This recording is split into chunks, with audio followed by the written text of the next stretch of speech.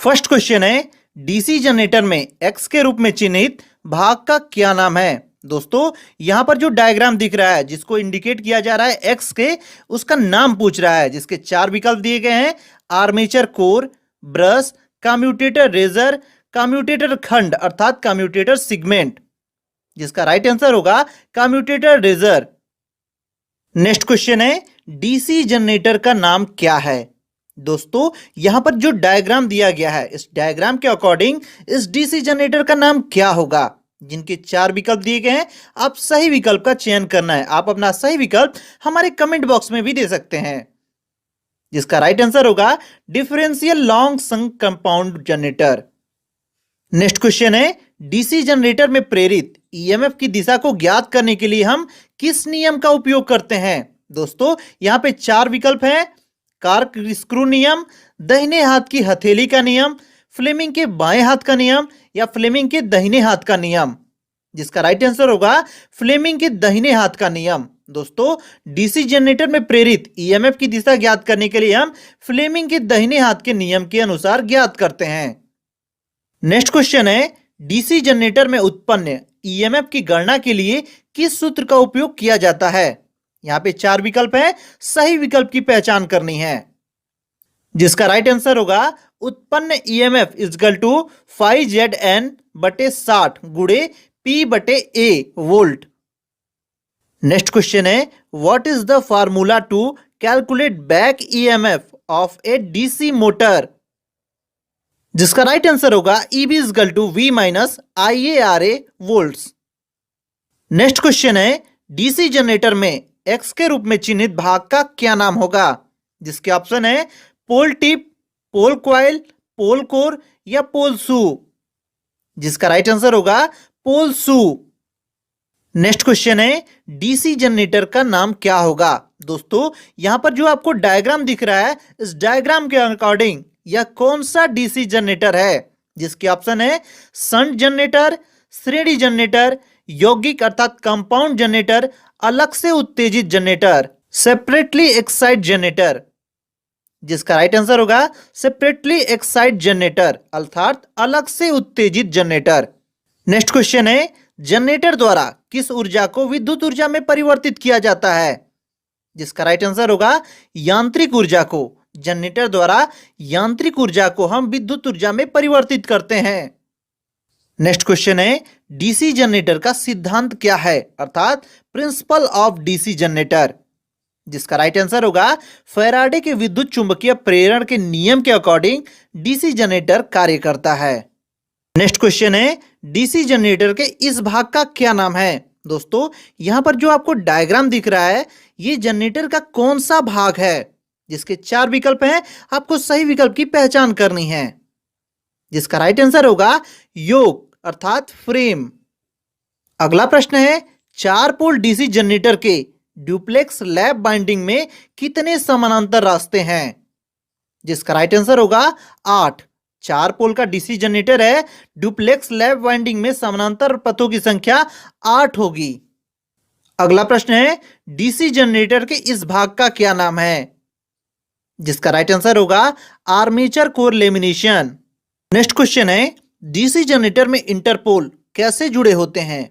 जिसके चार विकल्प हैं, सही आंसर है आर्मेचर के साथ श्रृंखला क्रम में अर्थात सीरीज क्रम में।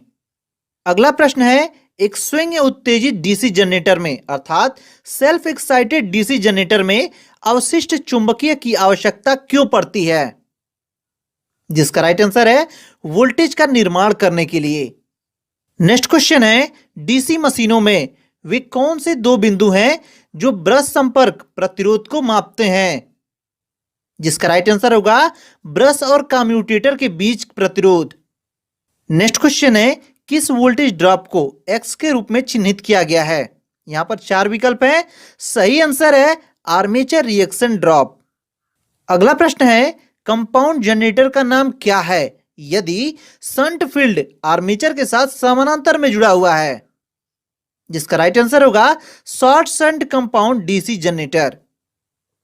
नेक्स्ट क्वेश्चन है, क्यों एक डीसी जनरेटर के आर्मेचर कोर पटलित हैं। यहां पर पटलित हैं का मतलब होता है लेमिनेटेड हैं। जिसका राइट आंसर होगा भंवर धारा हानि को कम करने के लिए, अर्थात ईडी करंट लॉस को कम करने के लिए। नेक्स्ट क्वेश्चन है, डीसी जनरेटर का आर्मेचर प्रतिरोध बहुत कम क्यों है? जिसका राइट आंसर होगा आर्मेचर वोल्टेज ड्रॉप को कम करने के लिए। नेक्स्ट क्वेश्चन है, डीसी जनरेटर को घड़ी की दिशा में अर्थात क्लॉकवाइज डायरेक्शन में क्यों चलाना चाहिए? जिसका राइट आंसर होगा अवशिष्ट चुंबकत्व की रक्षा के लिए। नेक्स्ट क्वेश्चन है, बड़े डीसी जनरेटर में घुमावदार क्षतिपूर्ति क्यों प्रदान की जाती है? जिसका राइट आंसर है आर्मेचर प्रतिक्रिया प्रभाव को बेअसर करने के लिए, अर्थात neutralize armature reaction effect. Next question है, डीसी जनरेटर के वोल्टेज का निर्माण करने में विफल होने का क्या कारण है? जिसका राइट आंसर होगा फील्ड प्रतिरोध क्रांतिक प्रतिरोध से ऊपर है। Field resistance is above critical resistance हैं। तो क्वेश्चन है, जनरेटर का क्या नाम है यदि इसका क्षेत्र आर्मेचर के साथ समानांतर में जुड़ा हुआ है? 4 विकल्प हैं दोस्तों, आपको सही विकल्प की पहचान करनी है। जिसका राइट आंसर होगा शंट जनरेटर। दोस्तों, हमारा जो डीसी शंट जनरेटर होता है, इसकी फील्ड वाइंडिंग आर्मेचर के साथ समानांतर में संयोजित की हुई होती है। इस जनरेटर के फील्ड वाइंडिंग पतले तारों की बनाई जाती है, जिससे आर्मेचर द्वारा उत्पन्न विद्युत वाहक बल अर्थात ईएमएफ सहन कर सके। डीसी शंट जनरेटर का उपयोग हम centrifugal pump, electroplating, welding machine, exciter और बैटरी चार्ज आदि में करते हैं। नेक्स्ट क्वेश्चन है, डीसी जनरेटर में पोल शू का उद्देश्य क्या होता है? जिसका राइट आंसर है एयर गैप में समान रूप से फ्लक्स को फैलाना। दोस्तों, यहां पर आप एक डीसी जनरेटर का डायग्राम देख रहे हैं। यहां पर इस हिस्से को हम पोल शू कहते हैं। मैं इसे बड़ा करके दिखा देता हूं। तो ये हमारा पोल शू है। पोल शू का प्रयोग हम इसलिए करते हैं ताकि पोल शू द्वारा पैदा किया हुआ मैग्नेटिक फ्लक्स अधिक फैलाव का होता है। डीसी जनरेटर तथा मोटर में प्रयोग होने वाले पोल शू लेमिनेटेड कास्ट स्टील तथा एनेल्ड स्टील से बनाए जाते हैं। नेक्स्ट क्वेश्चन है, डीसी जनरेटर में स्प्लिट रिंग का क्या कार्य है? जिसका राइट आंसर होगा धारा को एक दिशा में एकत्र करता है। मित्रों, हम सभी जानते हैं कि डीसी जनरेटर में जो हमारा ईएमएफ जनरेट होता है वो डीसी जनरेटर के आर्मेचर वाइंडिंग में होता है, और ये ईएमएफ एसी नेचर अर्थात अल्टरनेटिंग करंट का होता है। हम यहाँ आर्मेचर वाइंडिंग पर पैदा हुए ईएमएफ को आउटपुट के रूप में लेने के लिए आर्मेचर पर कम्यूटेटर या स्प्लिट रिंग लगाते हैं। यदि हम आर्मेचर पर कम्यूटेटर लगाते हैं तो कम्यूटेटर आर्मेचर वाइंडिंग में पैदा होने वाले एसी करंट को डीसी में बदलकर हमें आउटपुट देता है, जबकि यदि हम आर्मेचर पर स्प्लिट रिंग का प्रयोग करते हैं तो आर्मेचर वाइंडिंग में पैदा होने वाले एसी करंट को स्प्लिट रिंग आउटपुट के रूप में भी एसी ही देता है। अगला प्रश्न है, जनरेटर में ब्रश बनाने के लिए किस सामग्री का उपयोग किया जाता है? यहाँ पर 4 विकल्प दिए गए हैं, आपको सही विकल्प की पहचान करनी है। जिसका राइट आंसर होगा कार्बन और ग्रेफाइट। मित्रों, कम क्षमता वाले जनरेटर में उपयोग किए जाने वाला ब्रश कार्बन से बना होता है तथा बड़ी क्षमता वाले अधिक क्षमता वाले जनरेटर में ये ब्रश ग्रेफाइट या कार्बन तथा तांबे के मिश्रण से बना होता है। नेक्स्ट क्वेश्चन है, क्यों डीसी जनरेटर अपने अवशिष्ट चुंबकत्व खो देते हैं? यहाँ पर 4 विकल्प हैं, आपको सही कारण बताना है। जिसका राइट आंसर होगा रोटेशन की दिशा अक्सर बदलती है तो डीसी जनरेटर अपने अवशिष्ट चुंबकत्व खो देते हैं। दोस्तों, इस कंडीशन में हम जनरेटर को सही करने के लिए बैटरी या किसी भी डीसी स्रोत से जनरेटर के फील्ड पोल को चार्ज करते हैं। अगला प्रश्न है, एक जनरेटर में योक और ध्रुव के माध्यम से चुंबकीय सर्किट कैसे पूरा होता है? 4 विकल्प हैं, सही आंसर होगा आर्मेचर कोर के द्वारा। दोस्तों, जनरेटर में चुंबकीय सर्किट आर्मेचर कोर, योक तथा ध्रुव के माध्यम से पूरा होता है। जैसा कि आप इस डायग्राम में देख रहे हैं कि ये हमारा आर्मेचर कोर है, ये योक है और ये पोल है। अब ये हमारा जो चुंबकीय सर्किट पूरा हो रहा है वो इन तीनों के रास्ते से होकर गुजर रहा है। अगला प्रश्न है, डीसी शंट जनरेटर में लोड बढ़ाने पर टर्मिनल वोल्टेज कम क्यों हो जाता है? यहां पर 4 कारण दिया गया है, आपको सही कारण का पहचान करना है। इसका सही कारण होगा आर्मेचर प्रतिक्रिया प्रभाव के कारण टर्मिनल वोल्टेज कम हो जाता है। दोस्तों, हमारा जो डीसी शंट जनरेटर होता है, यदि हम उस पर ज्यादा करंट का लोड दे देते हैं तो इसका टर्मिनल वोल्टेज कम होने लगता है। चलिए हम इसका कारण जान लेते हैं। हम यहां सबसे पहले बात कर लेते हैं कि जब डीसी जनरेटर को हम घुमाते हैं तो डीसी जनरेटर के आर्मेचर वाइंडिंग में ईएमएफ जनरेट होता है और साथ ही साथ इस ईएमएफ के कारण आर्मेचर में अपना एक स्वयं का चुंबकीय क्षेत्र स्थापित हो जाता है। अब जब डीसी शंट जनरेटर में लोड करंट का मान अधिक होने लगता है तो आर्मेचर फ्लक्स मुख्य फ्लक्स को विचुंबकित करने लगता है। इस कारण इसके टर्मिनल वोल्टेज में कमी होने लगती है। दोस्तों, अगले प्रश्न पर बढ़ने से पहले मैं आपसे एक सलाह लेना चाहता हूं। आप हमें ये बताइए कि हमारी वीडियोस आपको कैसी लगती है। आप अपना राय, विचार या जो भी फीडबैक है वीडियो के कमेंट बॉक्स में जरूर दीजिए ताकि हम आगे आने वाली वीडियोस में सुधार कर सकें। हमारा अगला प्रश्न है, लंबी दूरी के वितरण लाइनों के लिए किस प्रकार के डीसी जनरेटर का उपयोग किया जाता है? जिसका राइट आंसर होगा कम्युलेटिव कंपाउंड जनरेटर अर्थात संचयी यौगिक जनरेटर। दोस्तों, लॉन्ग डिस्टेंस डिस्ट्रीब्यूशन के लिए हम कम्युलेटिव कंपाउंड डीसी जनरेटर का उपयोग करते हैं। अगला प्रश्न है, डीसी जनरेटर में इंसुलेशन प्रतिरोध को बेहतर बनाने के लिए किस विधि का उपयोग किया जाता है? यहाँ पर 4 विधियां हैं, आपको सही बताना है। जिसका राइट आंसर होगा रखरखाव के दौरान मशीन को गर्म हवा देना।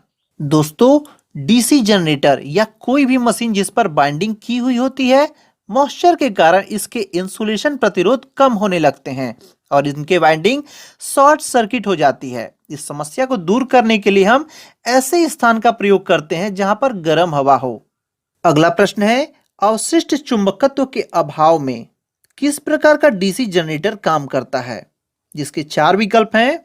सही आंसर होगा अलग से उत्तेजित जनरेटर अर्थात सेपरेटली एक्साइटेड जनरेटर। दोस्तों, विकल्प में दिया गया है शंट जनरेटर, सीरीज जनरेटर और कंपाउंड जनरेटर। ये तीनों अवशिष्ट चुंबकत्व के कारण ईएमएफ जनरेट करना प्रारंभ करते हैं, जबकि सेपरेटली एक्साइटेड जनरेटर में फील्ड वाइंडिंग एक बैटरी के साथ जुड़ा होता है। यहां पर आप डायग्राम में सेपरेटली एक्साइटेड डीसी जनरेटर का डायग्राम देख रहे हैं।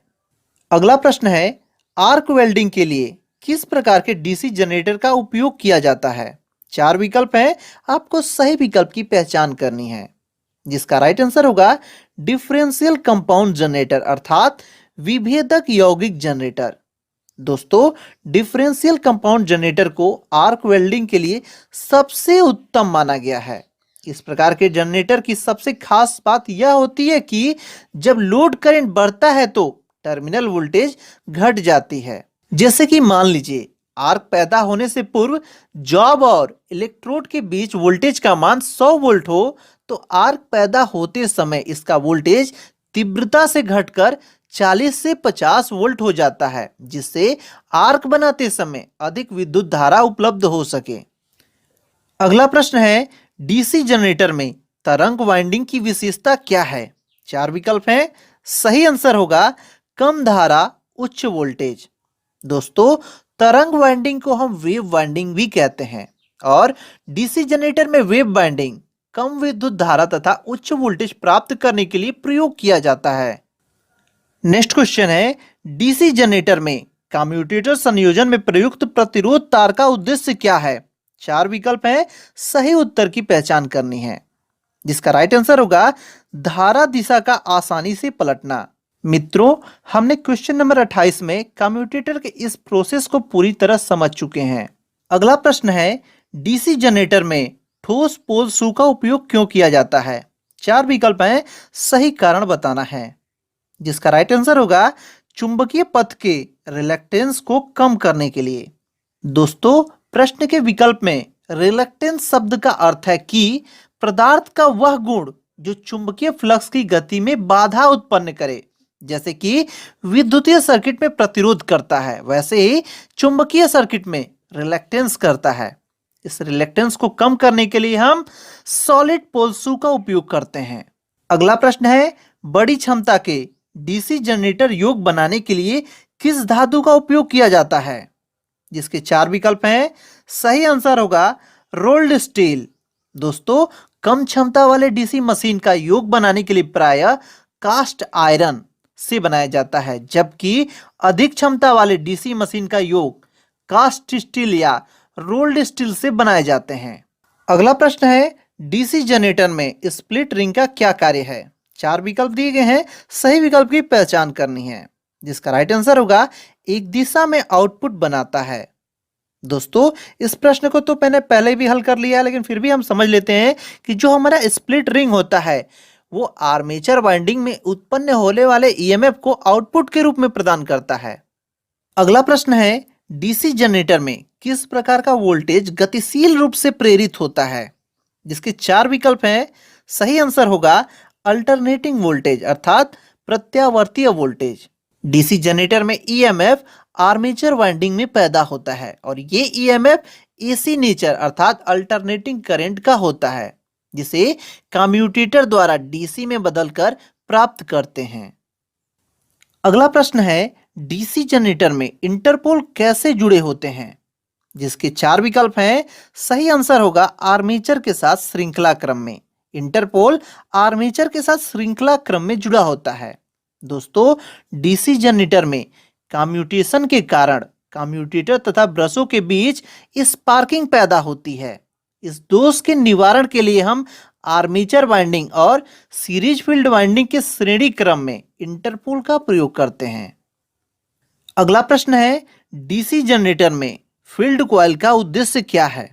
जिसके 4 विकल्प हैं।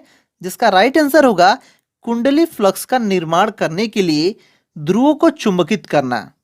दोस्तों, डीसी जनरेटर में फील्ड कॉइल के द्वारा ही जनरेटर में मैग्नेटिक फ्लक्स बनता है, जिससे पोलों का निर्माण होता है। नेक्स्ट क्वेश्चन है, बड़े डीसी जनरेटर मशीन के पोल कोर बनाने के लिए किस धातु का उपयोग किया जाता है? जिसके 4 विकल्प हैं। राइट आंसर होगा ढलवा इस्पात अर्थात कास्ट स्टील। बड़े डीसी मशीन के पोल बनाने के लिए हम कास्ट स्टील अर्थात ढलवा लोहा का प्रयोग करते हैं। अगला प्रश्न है, क्यों पोल कोर स्टंपिंग डीसी जनरेटर में पटलित करते हैं? पटलित का अर्थ होगा लेमिनेटेड करते हैं। 4 विकल्प हैं। जिसका राइट आंसर होगा भंवर धारा हानि को कम करने के लिए अर्थात ईडी करंट लॉस को कम करने के लिए। दोस्तों, भंवर धारा हानि अर्थात ईडी करंट लॉस को कम करने के लिए हम स्टैंपिंग व लेमिनेटेड किए हुए पोल का प्रयोग करते हैं। अगला प्रश्न है, इलेक्ट्रोप्लेटिंग प्रक्रिया के लिए किस प्रकार के डीसी जनरेटर का उपयोग किया जाता है? जिसके 4 विकल्प हैं। जिसका राइट आंसर होगा शंट जनरेटर। दोस्तों, शंट जनरेटर को इलेक्ट्रोप्लेटिंग के लिए सबसे उत्तम माना गया है। अगला प्रश्न है, डीसी जनरेटर में कंपनसेटिंग वाइंडिंग का उद्देश्य क्या है? 4 विकल्प दिए गए हैं, आपको सही विकल्प की पहचान करनी है। जिसका राइट आंसर होगा विचुंबकीयकरण प्रभाव को बेअसर कर देता है। दोस्तों, कंपाउंड जनरेटर में विचुंबकीय प्रभाव को समाप्त करने के लिए सीरीज फील्ड वाइंडिंग के श्रेणी क्रम में कंपनसेटिंग वाइंडिंग का संयोजन किया जाता है। इस डायग्राम में आप कंपनसेटिंग वाइंडिंग को देख रहे हैं। मित्रों, कंपनसेटिंग वाइंडिंग भी सीरीज फील्ड वाइंडिंग की तरह मोटे तारों के कम लपेट संख्या से बनाए जाते हैं। अगला प्रश्न है, यदि शंट फील्ड प्रतिरोध क्रांतिक प्रतिरोध मान से ऊपर हो जाए तो क्या प्रभाव पड़ता है डीसी जनरेटर में? जिसके 4 विकल्प हैं। राइट आंसर होगा जनरेटर वोल्टेज बनाने में विफल रह जाता है। दोस्तों, प्रश्न में दिया गया है कि क्रांतिक प्रतिरोध अर्थात critical resistance shunt field resistance का वह मैक्सिमम वैल्यू होता है जिस पर डीसी शंट जनरेटर ईएमएफ अर्थात विद्युत वाहक बल पैदा करता है। मित्रों, शंट फील्ड प्रतिरोध का मान क्रिटिकल सीमा से अधिक कर दी जाए तो फील्ड कॉइल में पर्याप्त मात्रा में करंट प्रभावित नहीं हो पाएगी और जनरेटर आउटपुट वोल्टेज प्रदान करने में असफल हो जाएगा। नेक्स्ट क्वेश्चन है, डीसी जनरेटर में आर्मेचर प्रतिक्रिया का प्रभाव क्या है? जिसका राइट आंसर होगा आउटपुट वोल्टेज कम हो जाता है।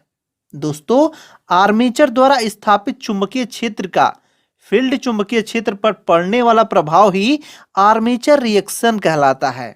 आर्मेचर रिएक्शन के कारण डीसी जनरेटर में आउटपुट वोल्टेज कम हो जाता है।